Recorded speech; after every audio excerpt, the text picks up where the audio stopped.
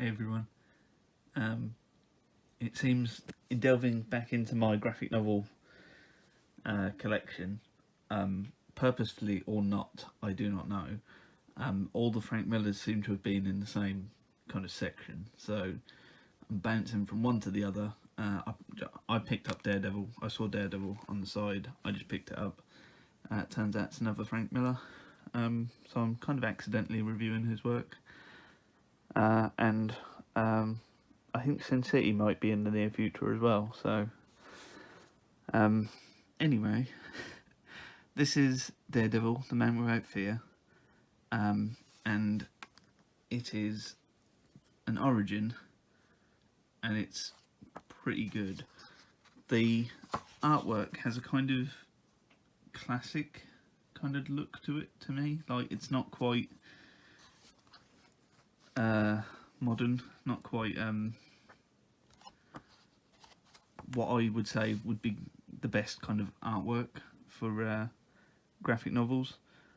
But the story, as a Daredevil fan, I don't know if I can't remember this, if I read it and I just can't remember it, or if I just decided that that first season of Daredevil on Netflix was just so good that I just wiped all other things from my mind, because this is an origin of Daredevil. You don't really get to see like the true costume Daredevil until like right at the end for like a shot. And it's a pretty good origin. Like, I can't remember so much. Like, I must have read it. I'm a Daredevil fan, but I just can't remember so much of what happens here. And like, Daredevil traditionally very religious, Catholic in most versions. In this version, it's barely referenced at all.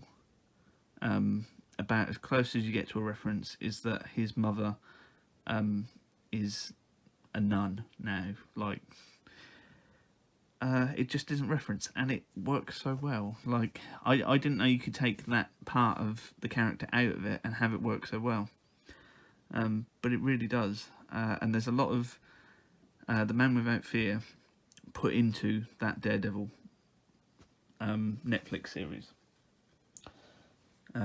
which is not terribly surprising as to why I like this, as to why I like that. There's a lot of similarities. There's a few key differences, and